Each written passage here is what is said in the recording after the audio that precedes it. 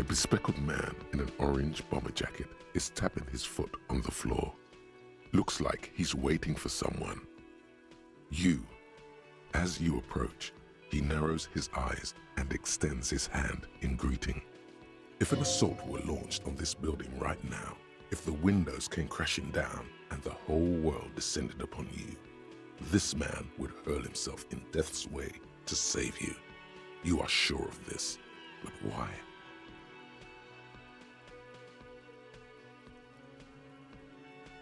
Hello, I'm Kim Kitsuragi, Lieutenant, Precinct 57. You must be from the 41st. You realize he's waiting for your name. This is your chance to come up with a really good name for yourself. Get creative. Conceptualize.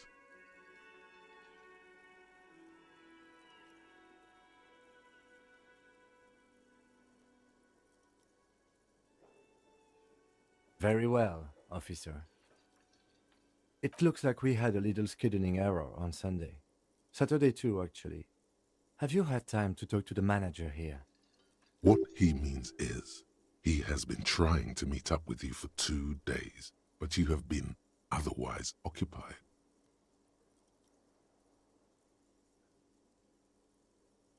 If you don't mind, we should talk to him again. Ask him for a rundown of the area. Now that I'm here as well. I understand the scene is out back, right? It also wouldn't hurt to assure him the police are finally here. In full force, I mean.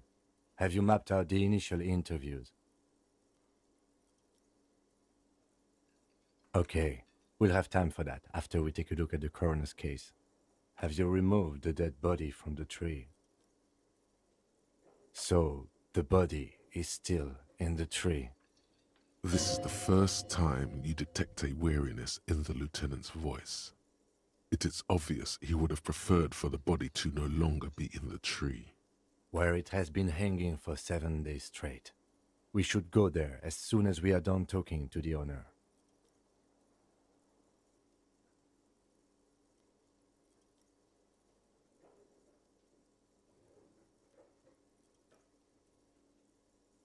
After you, officer. If you're about to embark on an investigation, shouldn't you have a badge? You mean you don't have a badge? Losing your identification card is a serious matter. My vehicle has a shortwave. You can use it to report your badge missing. I advise you to try to locate it as quickly as possible, but getting the body down should still take precedence.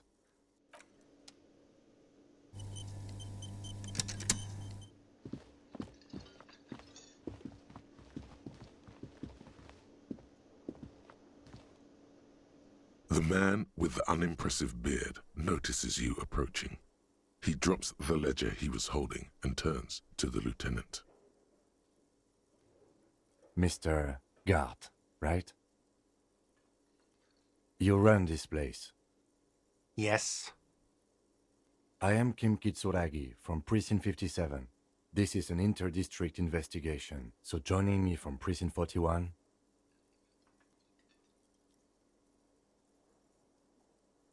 Fantastic.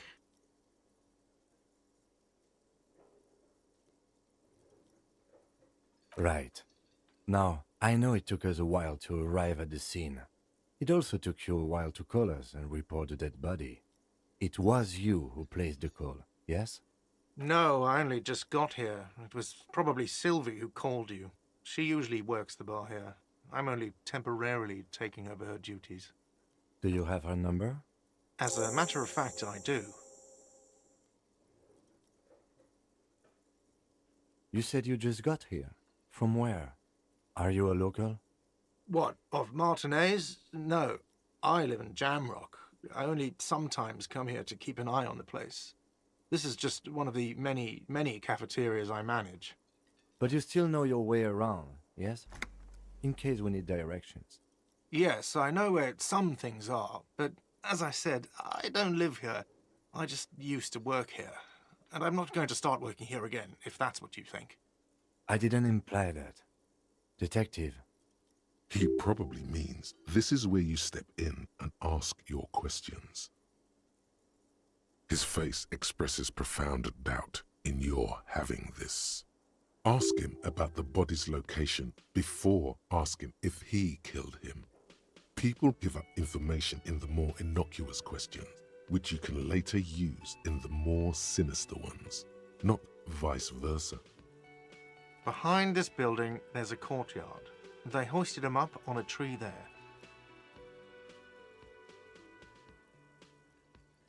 That's easy. See that door there? First you exit through that. Then to your right, you should see a big hole in the fence. A really big one. You can get to the courtyard through there. No need for the keys. The hole is big enough for the Franco-Nigerian cavalry to fit through. Does he want you to feel guilty of making that hole? It's implied in his voice.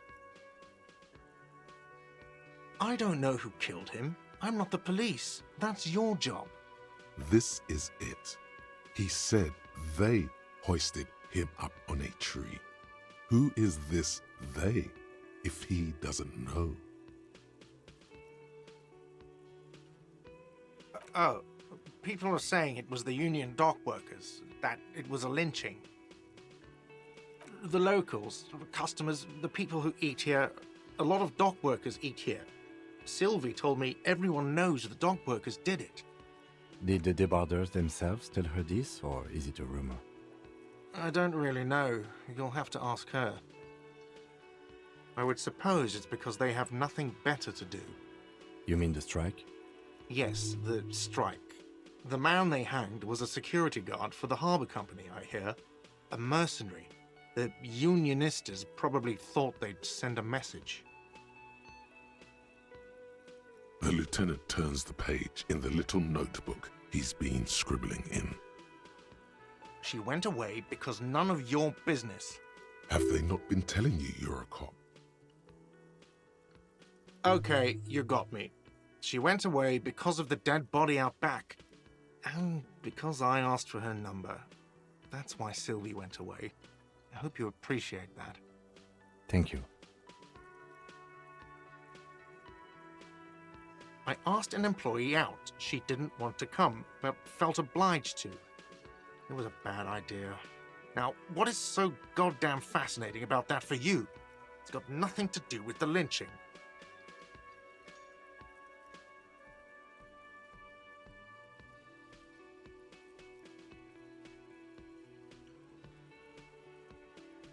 Good for you. Was there something else? I'd like to get back to what I was doing. No, I'm not the bartender. I'm the cafeteria manager. He's very animated all of a sudden. This is clearly a touchy subject for him. I have 3 cafeterias I manage. 3. Get over it. Let's go. Not so fast. You owe me 130 real. No one is saying the multi-pattern necktie you found tied to the ceiling fan can talk. No one. It must be merely imagination. But Let's bail! Time to push the eject button! Sounds like a responsibility! You don't like those! no, don't listen to him. It's madness. Just talk. Oh, excuse me. You owe me 130 real. The IIR, or Inter-Isolary Real, is the global reserve currency. Whatever part of the world you're in right now, it's safe to assume he means you owe him some money.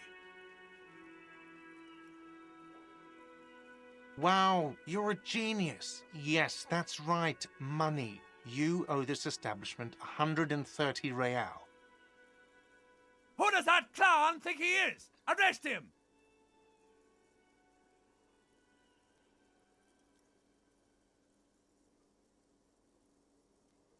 What are you, a philosopher?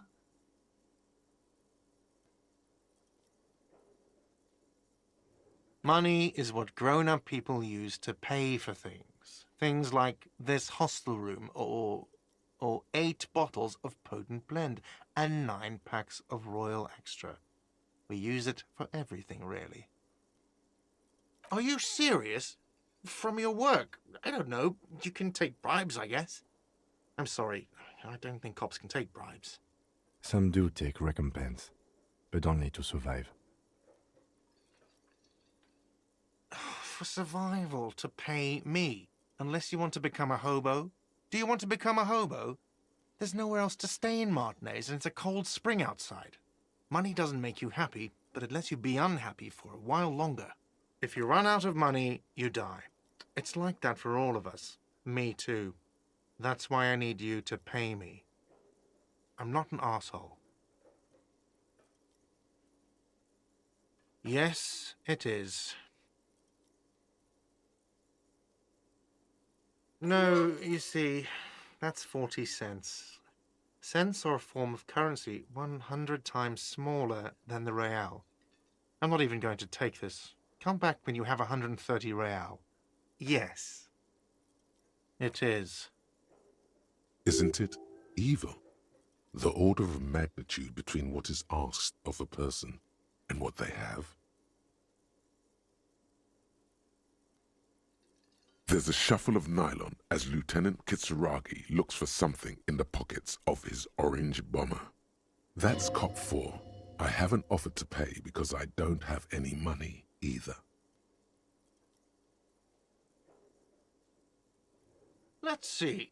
3 nights at a tariff of 20 real comes to 60 real. Then there's the window you annihilated. The hole in the window was the first thing I saw when I came to work. So don't try to tell me you didn't. That will be 40 real in damages. Another thing you've annihilated is half the bar. You've run a tab of 30 real. Actually more, but we'll round it down to 30 for your hard work maintaining the stability and order of Revachol. That's 60 plus 40 plus 30 equals 130 real. And yes, real is still money. No one is saying that! No one is saying that Ty can talk! That would be ludicrous! It's just that you should arrest him! It would be wiser! He wants to take your money!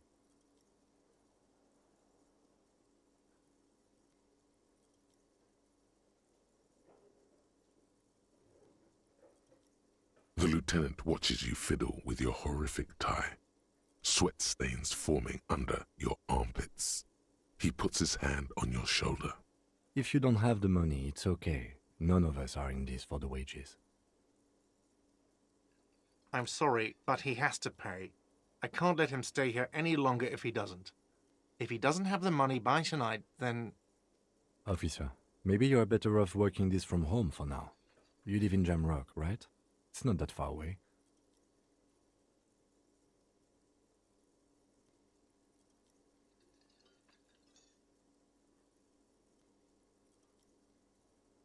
I'm sorry I couldn't help more. You should take this up with your station. I have a shortwave radio in my car, okay? We have to get this investigation started now. Good luck.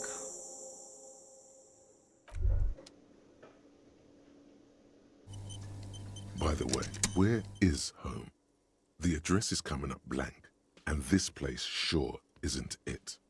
But you've been at this hostel cafeteria for only 3 nights. Where were you before? You had to be somewhere. You don't really know, do you? A vague, blackened image doesn't sound like somewhere you can stay if you run out of money. You can try. Run some addresses in your head when you get the time. Maybe a street or an apartment will appear.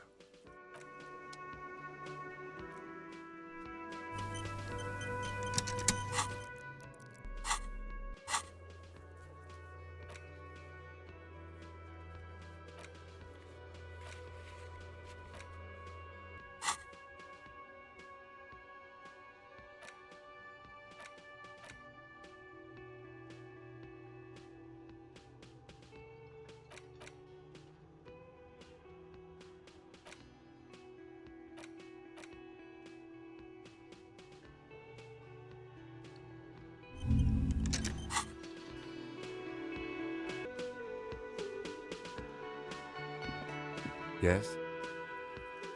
What do you want to know?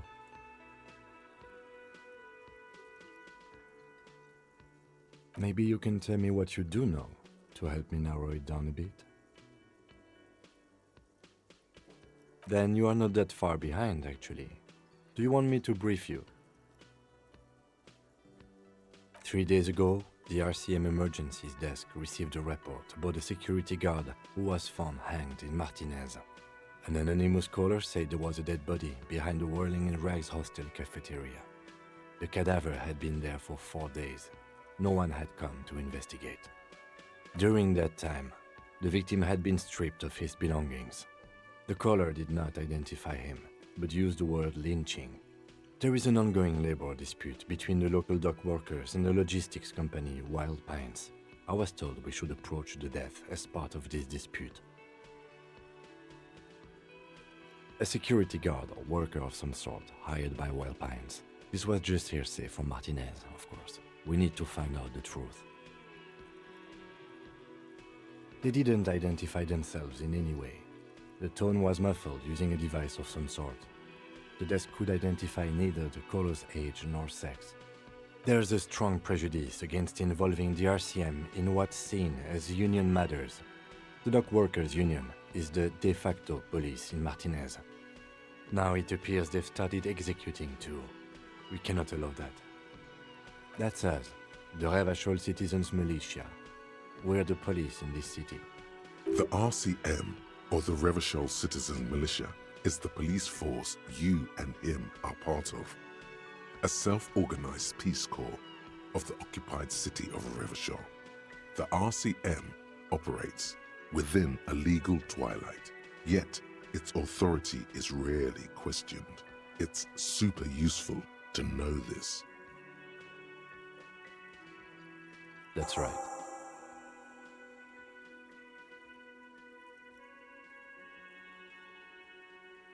No, it's not a particularly mysterious case.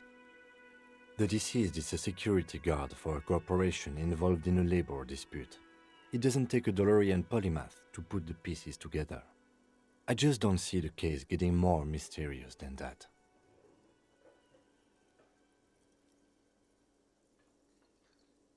Then you are in luck, because we are in the midst of a major strike by the dock workers' union. Maybe more than that. The union clearly wants a piece, not just of the industrial harbor, but the Wild Pines Corporation itself. Is this a strike then? Or the first shots in a workers' coup? I expect the case itself to be less challenging than navigating these community matters. This district isn't used to the RCM's presence, and the union rarely overplays its hand, as it appears to have done in this case. Strike, coup, revolution, it's brigandage, however you parse it. You feel something rising through you, a familiar feeling, an opinion taking form.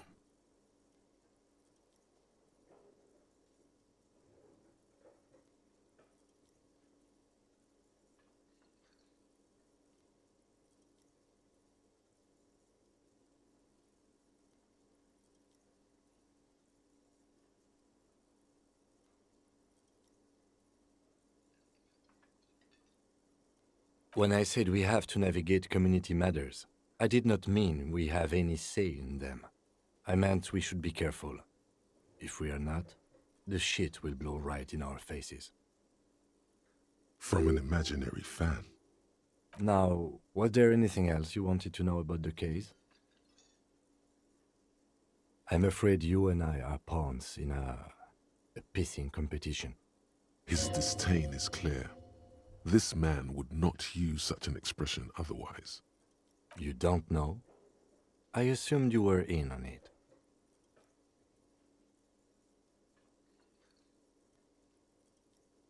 It's just stupidity. We shouldn't waste any more time on it. If you want my take, ask me after we've inspected the victim.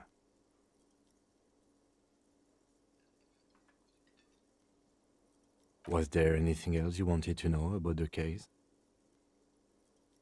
Good.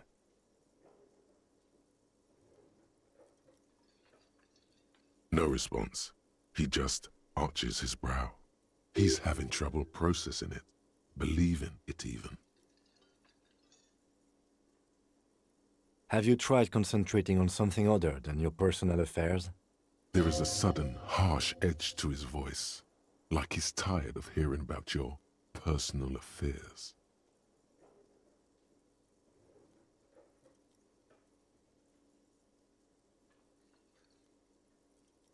Focus on other people's troubles, not your own. That is a relief.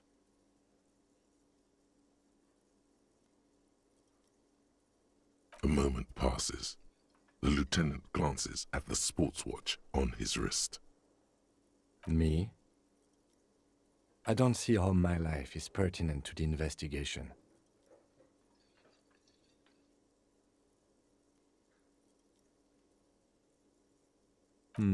That's a fair point. All right, for the good of the investigation, what do you want to know?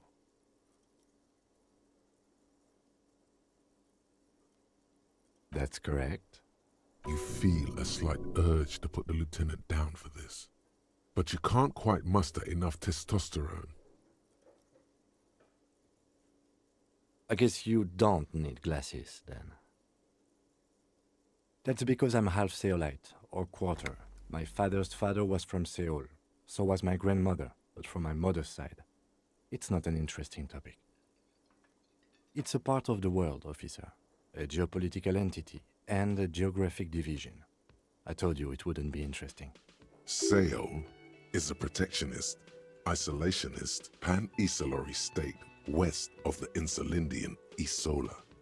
Actually, it's quite interesting. Some would even say mysterious. You're barking up the wrong tree. I don't speak a word of Seolite. I've never met either one of my grandparents, and I've never been to Seoul. I'm a regular Revacholière. A point of pride to him. No. The lieutenant nods. What do you mean? I have no idea what you're talking about. The lieutenant's conceptualization skills must be rather rudimentary. The lieutenant is a police officer of the old school. His concerns are material and extrinsic. But this isn't an old school case.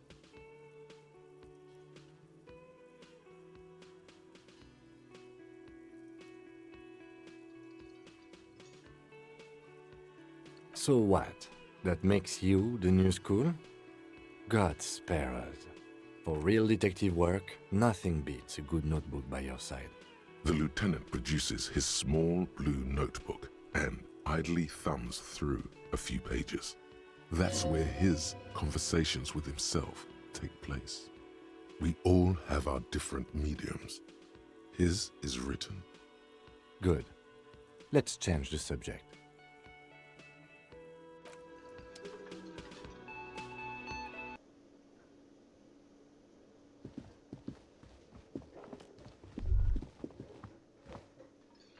The theme on that pinball machine is a standard royalist theme, used on everything from pinball cabinets to full-flavor cigarettes.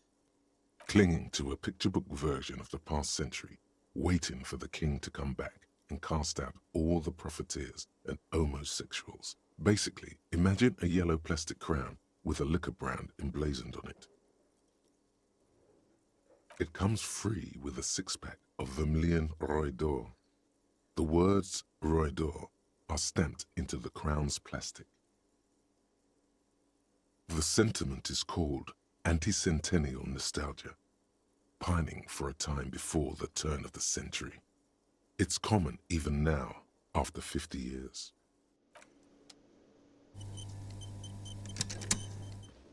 Hello, sweetie. Wait, who's Sweetie? Why, you are, officer.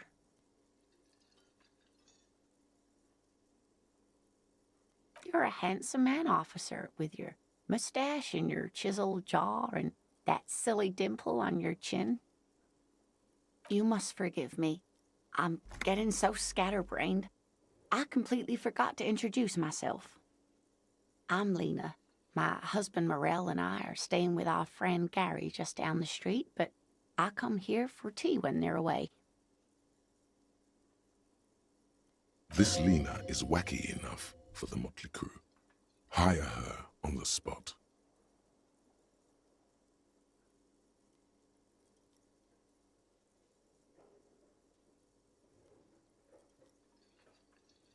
Yes, dear. I'm a paraplegic. A paraplegic is someone with limited or no ability to use the lower half of their body. Paraplegia is caused by spinal cord injuries, like falling from a great height, or a grenade explosion. That's quite all right. I'm used to people asking questions. I know they're thinking about it anyway. There is no bitterness in her voice. She accepted the curiosity her condition inspires a long time ago. Whatever do you mean? Ah, yes. Probably Roll With Me by the Fletchers. People often quote the Fletchers at me. Morel says it's my theme song. Yes, officer. You look rather dazed. Like a stunned fox. But surely things can't be that bad.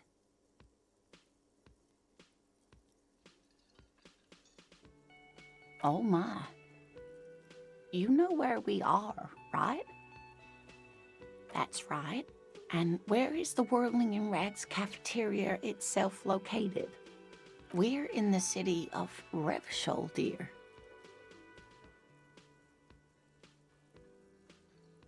How would I even begin to tell you? Revachol is the most beautiful city in the world. We're fortunate to be here, you and I. I haven't seen very many other cities personally, but everyone says so. Revachol is a rare jewel. This city used to rule the world, though it has seen better days.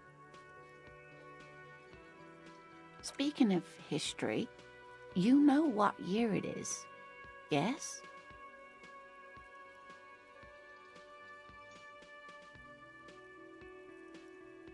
That's right, dear. How splendid. Here, take this pen. Knowledge should always be rewarded. Her relief is palpable. She was getting pretty worried about you there, but now she relaxes her shoulders. I can tell that this is taxing for you, so I'll just ask one more question.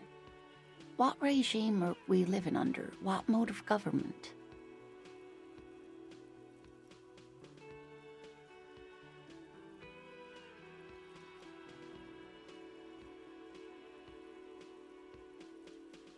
Nope, sadly not. Revachol is what's called a zone of control, under an alliance of foreign powers called the Coalition. We have no government of our own, and what democracy we have is market-driven. Meaning, buying is voting.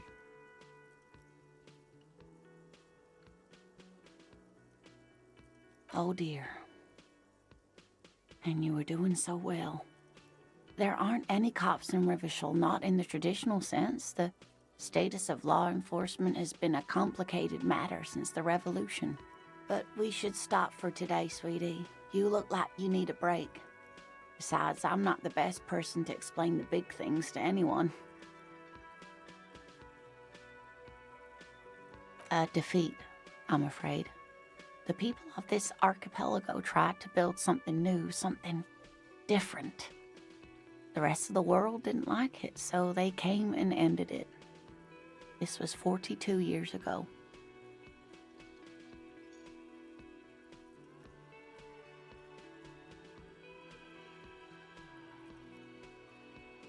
Of course, sweetie. I really don't know how to explain it better. I'm just a poor woman, she thinks. What do I know of these things? And how can I help you? You were doing quite well up until the end there. It does look like you're having trouble remembering things. History and places. Remembering reality in a word. It's very odd. A sigh. The lieutenant buries his nose in his notebook. But maybe a fresh set of eyes is what the world needs. And while I'm no doctor, such bouts of amnesia are often temporary, so I wouldn't worry too much. She means this sincerely. Worrying won't do you any good. Someone more educated in sweeping matters. Maybe you should ask. No, I'm not an encyclopedia. I won't be a guide either. I'm a detective. Of course. Then I don't know. Someone rich, maybe? Wealthy people are educated. Though I don't know where you would find a wealthy person in Martinez. Oh, sweetie, I heard your conversation with the manager about your financial troubles. When do you get your next paycheck? If she could, this woman would feed and clothe you and every other sad, lost person on this earth.